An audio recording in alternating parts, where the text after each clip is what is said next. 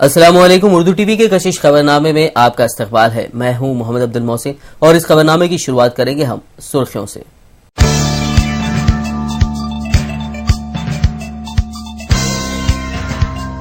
साबिक वज़ीर आला एन किरण कुमार रेड्डी ने अपनी पार्टी के नाम का किया ऐलान। कहा, जय समाख्या आंध्रा रखा गया है पार्टी का नाम।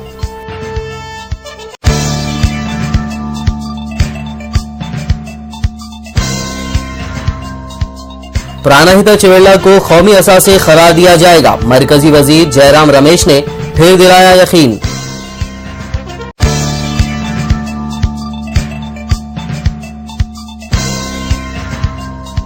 मुसलसल बल्दी असेंबली और पार्लियामेंट इंतखाबात से रियासती इंतजामिया हुई है बदनज़मी का शिकार। रियासती इलेक्शन कमीशन के कमिश्नर रमाकांत रेड्डी ने बदनज़मी के लिए ठहराया साबिक हुकूमत को जिम्मेदार।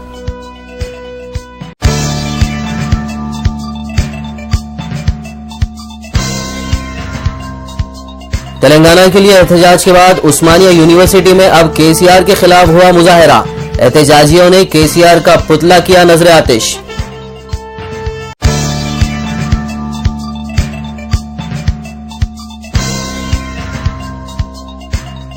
अमर सिंह और जयप्रदा को मिला अजीत का सहारा। आरएलडी में हुए शामिल।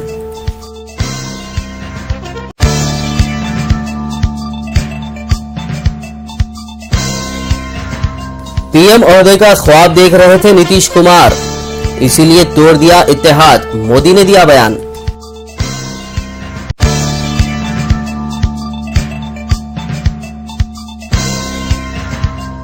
इजराइल को यहूदी रियासत तस्लीम ना करे, अरब लीग के सरबराह नबील ने अरब रियासतों पर दिया जोर।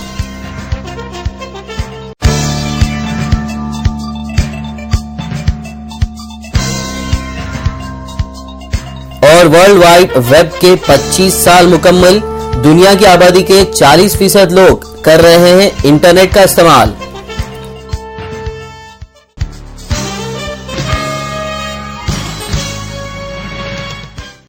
और अब खबरें तफसील से। रियासत की तकसीम के खिलाफ वजीर आला के ओहदे से इस्तीफा देने वाले किरण कुमार रेड्डी की नई पार्टी का नाम समाख्या आंध्रा होगा।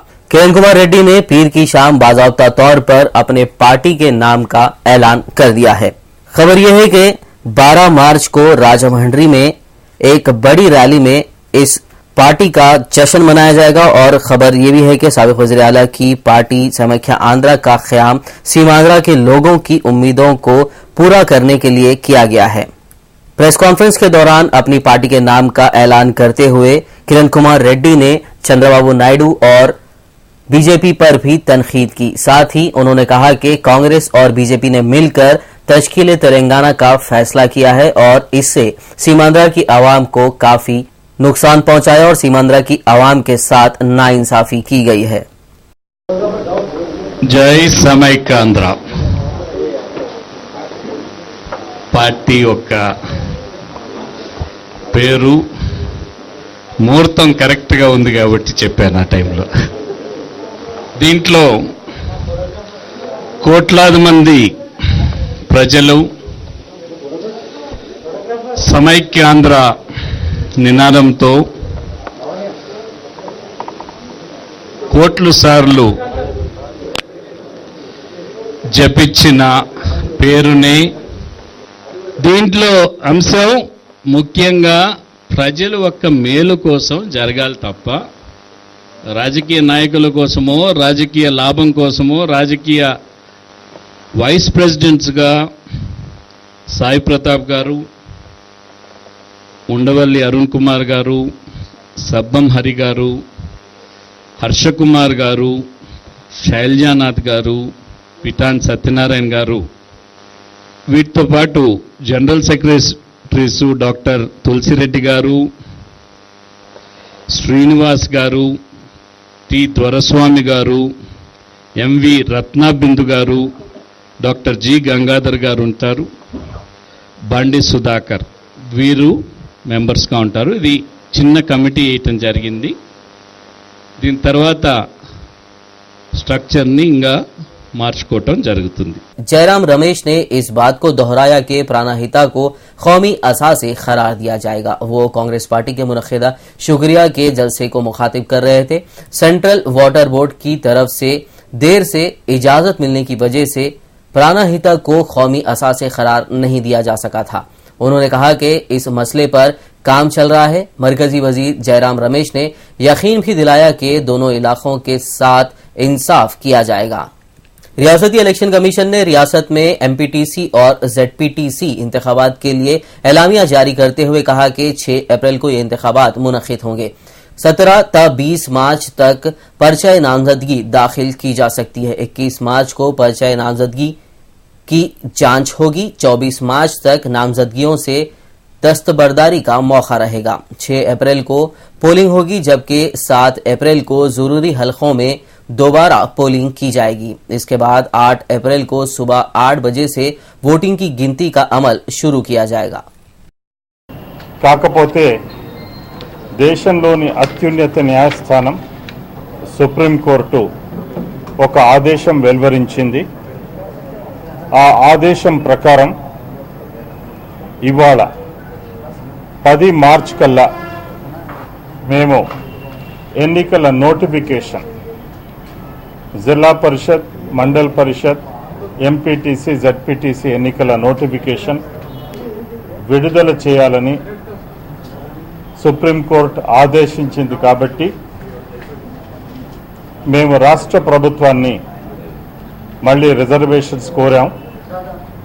సుప్రీంకోర్టు ఆదేశాల నేపథ్యంలో పంచాయతీరాజ్ శాఖ, రాష్ట్ర ప్రభుత్వంలోని శాఖ మాకు శనివారం సాయంకాలం మాకు రిజర్వేషన్స్ ఇవ్వడం జరిగింది. నిన్న మా డిపార్ట్మెంట్లో, మా ఎన్నికల సంఘంలో సమావేశాలు నిర్వహించుకొని रियासती इलेक्शन कमीशन के कमिश्नर रमाकांत रेड्डी ने पीर को कहा कि रियासत में मुसलसल बल्दी, असेंबली और पार्लिमानी इंतखाबात की वजह से रियासती इंतजामिया पर शदीद दबाव पड़ रहा है। उन्होंने इस दबाव के लिए साबिक रियासती हुकूमत को जिम्मेदार करार दिया। रमाकांत रेड्डी ने कहा कि मुनासिब वक्त में बल्दी इंतखाबात के अदम इनेकाद की वजह से ही रियासत में मौजूदा सूरत हाल पैदा हो गई है। इलेक्शन कमीशन ने गवर्नर ESL नरसिम्हन को हिदायत दी है कि वो मुख्तलिफ सरकारी अहदेदारों के साथ किसी भी तरह की मीटिंग मुनक्किद न करें। दूसरी तरफ गवर्नर की तमाम तवज्जो लॉ एंड ऑर्डर पर मरकूज हो गई है। इस सिलसिले में बड़ी सतह की मीटिंग DGP ऑफिस में मुनक्किद की जाएगी। प्रदेश कांग्रेस कमेटी के सदर बुस्सा सत्यानारायण ने कहा कि कांग्रेस एमपीज की पहली फहरिस्त 15 मार्च को ऐलान करने जा रही है। रिपोर्टर से बात करते हुए उन्होंने कहा कि म्युनिसिपल इलेक्शन के लिए PCC इंचार्ज का भी सेंट्रल लीडरशिप की तरफ से ही जल्द ऐलान किया जाएगा। उत्तर प्रदेश में बरसरे इख्तिदार समाजवादी पार्टी ने पीर को आंध्र प्रदेश के 5 पार्लिमानी हलकों में अपने उम्मीदवारों का नाम ऐलान किया है। आंध्र प्रदेश में तिरुपति, मछलीपट्टनम, वरंगल, अरकू, नरसापुरम पार्लिमानी हलकों में समाजवादी पार्टी मुकाबला करेगी। इसके अलावा आंध्र प्रदेश के 9 असेंबली हलकों में भी समाजवादी पार्टी इंतखाबी मैदान में हिस्सा लेगी। मरकजी ममलिकती वजीर बराए समाजी इंसाफ बलराम नायक ने पीर को समाख्या आंध्रा के पोलावरम प्रोजेक्ट पर रिमार्क दिया है। उन्होंने कहा कि पोलावरम प्रोजेक्ट मजीद 100 साल गुजर जाने के बावजूद भी मुकम्मल नहीं होगा। बलराम नायक ने 2 टूक अंदाज में कहा कि पोलावरम के अतराफ के इलाकों को सीमांध्रा में जम करने के फैसले को कबूल नहीं किया जाएगा। 8 మండల్ కూడా నియోజకవర్గంలో పూర్తి స్థాయిలో తెలంగాణలో ఉంటుందని మేము చెప్పడం జరుగుతుంది. ఒకవేళ పోలవరం రేపు కూడా కట్టినా దానికి వాళ్ళ డ్యామ్ మార్చుకోవాలి తప్ప అక్కడ ఏ మాత్రం ఆదివాసులకు నష్టం జరిగినా నేను ఒప్పుకునేది లేదు. ఆ రోజులో పోలవరం కట్టడానికి ఇంకో ఎన్ని సంవత్సరాలు అయితే తెలియదు. అవి అయ్యటానికి ఇంకో 100 సంవత్సరాలు పట్టవచ్చు. కాబట్టి భయాందోళన పడవలసిన అవసరం లేదు. దానికి డైమెన్షన్ మార్చి మీరు ఆదివాసులకు అన్యాయం కాకుండా మీరు బ్యారేజీలు కట్టినట్టయితే మీకు మేము కూడా మీతో సహాయత ఉండి మీరు తొందరగా కట్టమని కూడా सीमांध्रा के मरकजी वजीर P लक्ष्मी ने कहा कि सीमांध्रा के चंद खुदगर्ज कायदीन ने ही कांग्रेस पार्टी को शदीद नुकसान पहुंचाया है। उन्होंने पीर को गुंटूर में वाक़ अपनी ख्यामगाह में मीडिया से बात करते हुए कहा कि सीमांध्रा में कांग्रेस पार्टी की तरक्की के लिए कोशिश की जा रही है। उन्होंने कहा कि सीमांध्र की तरक्की के लिए मरकजी हुकूमत से मुख्तलिफ मुतालबात किए गए हैं। ముఖ్యమంత్రిగా ఉన్నప్పుడు అధికారంలోకి వస్తున్నామని చెప్పని తెలుగుదేశం పార్టీ నుంచి కాంగ్రెస్ పార్టీలోకి వచ్చి ఈ రోజు మళ్ళీ కాంగ్రెస్ పార్టీ నుంచి వలసలు వెళ్ళిపోయి ఈడంతా వ్యాపారవేత్తలే వెళ్ళారు కానీ నిజమైన కాంగ్రెస్ పార్టీ వాళ్ళు ఎవరు వెళ్ళలేదు. యాయారాములు గయారాముల వలన కాంగ్రెస్ పార్టీకి ఇబ్బందే లేదు. आंध्र प्रदेश में जाफरानी पार्टी बीजेपी की इंतजामी मुहिम का मोदी फॉर पीएम के नाम से आगाज अमल में आया। इस मौके पर हाल ही में भारतीय जनता पार्टी में शामिल होने वाली साबिक मरकजी वजीर पुरंदेश्वरी ने कहा कि सीमांध्र कायदीन की वजह से ही सीमांध्र को तेलंगाना बिल में तरमीमात के जरिए इंसाफ मिला है। उन्होंने सीमांध्र के अवाम से बीजेपी का इस्तकबाल करने की अपील की। पुरंदेश्वरी ने मजीद कहा कि कांग्रेस ने सालों तक भी खिदमात अंजाम देने के बावजूद उनके मुतालबात को यकसर मुस्तरद कर दिया। కాంగ్రెస్ పార్టీని వేడటం కాదు, కాంగ్రెస్ పార్టీ వీరిని విడిచేసింది అని చెప్పి నేను మీ అందరికీ కూడా సభాముఖంగా నేను తెలియజేసుకుంటున్నాను. అంటే సీమాంధ్ర ప్రాంతానికి చెందినటువంటి నాయకులు ఏమైనా పర్వాలేదు, ఏ గంగలో కలిసినా పర్వాలేదు, తెలంగాణ ప్రాంతంలో మాకు 13-15 సీట్లు వస్తే మేము అక్కడ అధికారానికి రావచ్చు అనేటువంటి ఒక ఆలోచనతోటి जिला प्रकाशम के कई कांग्रेस कायदीन ने बिलाखिर रियासत की तकसीम के फैसले से दिल बर्दाश्ता होकर कांग्रेस को खैरबाद कहते हुए तेलुगुदेशम में शामिल हो गए। आज नरसाराव पेट के अद्दंकी में कांग्रेस पार्टी के मुख्तलिफ कायदीन का इजलास मुनक़िद हुआ, जिसमें मुत्तफिका तौर पर तमाम कांग्रेसी कायदीन ने इस पार्टी को छोड़ने का फैसला किया और तेलुगुदेशम के जरिए से ही सीमांध्र की तरक्की मुमकिन है कहते हुए तेलुगुदेशम में शामिल होने का फैसला किया गया। రాష్ట్రం విడిపోయిన ఈ పరిస్థితుల్లో మంచి డెడికేషన్, విజన్, విజ్డమ్ ఉన్నటువంటి నాయకుడు నాయకత్వం వహించాలి మన రాష్ట్రానికి, కొత్తగా కాబోయే రాష్ట్రానికి. అటువంటి సంపూర్ణమైన లక్షణాలు కలిగిన ఏకైక నాయకుడు మన రాష్ట్రంలో దేశానికే ఒకనాడు దిశానిర్దేశం చేసినటువంటి నాయకుడు, మన భారతదేశానికే రాజకీయంగా దిశానిర్దేశం చేసినటువంటి గొప్ప నాయకుడు చల్లా రామకృష్ణారెడ్డి గారు, గౌరవనీయులు జనార్దన్ రెడ్డి గారు, గౌరవ పార్లమెంట్ సభ్యులు సీఎం రమేష్ గారు, ఈరోజు చల్లా రామకృష్ణారెడ్డి గారితో పార్టీలోకి వచ్చినటువంటి వారి అనుయాయులు, శ్రేయోభిలాషులు అందరికీ కూడా నా నమస్కారాలు, మనస్ఫూర్తిగా శుభాకాంక్షలు।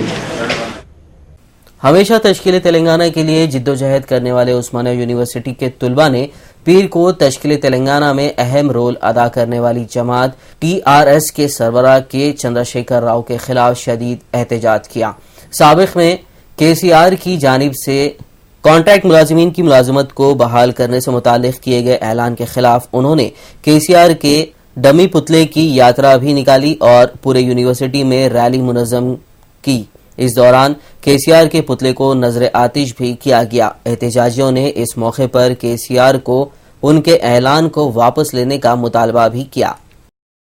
मरकजी वजारत शहरी हवाबाजी की जानिब से हैदराबाद के बेगमपेट एयरपोर्ट पर 12 मार्च से 5 दिन तक मुख्तलिफ मशहूर तैयारों की नुमाइश जारी रहेगी। इस नुमाइश में 180 ममालिक के 250 तैयारों की कंपनियां तैयारों को नुमाइश के लिए पेश करने वाली हैं, जिसमें काबिल जिक्र 787 बोइंग A380 एयरबस भी शामिल हैं। मरकजी वजीर बराए शहरी हवाबाजी अजीज सिंह इस नुमाइश का इफ्तिताह करेंगे।